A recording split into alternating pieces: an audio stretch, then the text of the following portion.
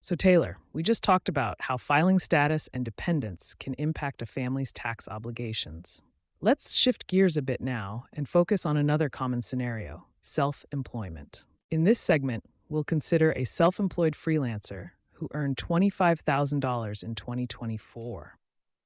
Our key questions are they required to file, and what are the implications of self employment for taxes?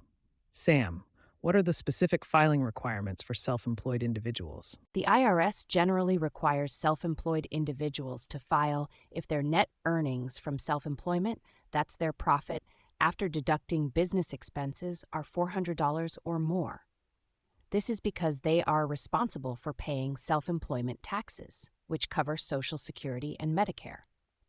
Since our freelancer earned $25,000, well above the $400 threshold, they are definitely required to file. So even if they made less than the standard deduction for a single filer, they still have to file because they're self-employed.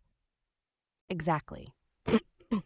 The $400 net earnings threshold for self-employment is separate from the regular income thresholds based on filing status. That's a crucial point.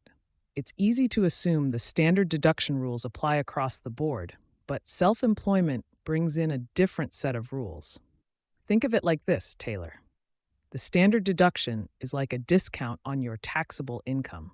Self employment tax, on the other hand, is a separate contribution you make as your own boss, essentially covering both the employee and employer portions of Social Security and Medicare taxes. Okay, that makes sense.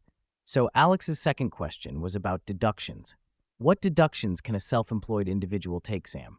Self-employed individuals have access to a wide range of deductions that can reduce their taxable income.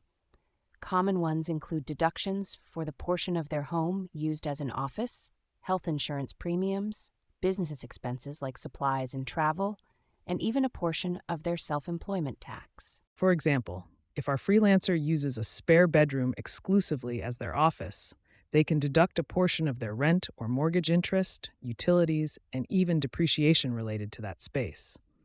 This helps offset the costs of running their business. This reminds me of what we discussed earlier about itemizing versus taking the standard deduction.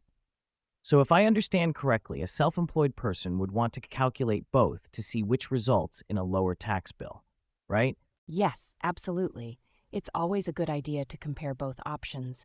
Sometimes the standard deduction is more advantageous, and sometimes itemizing, especially with business deductions, makes more sense. Let's do a quick recap. If you're self-employed and your net earnings are $400 or more, you're required to file a tax return. This is true regardless of your income level relative to the standard deduction.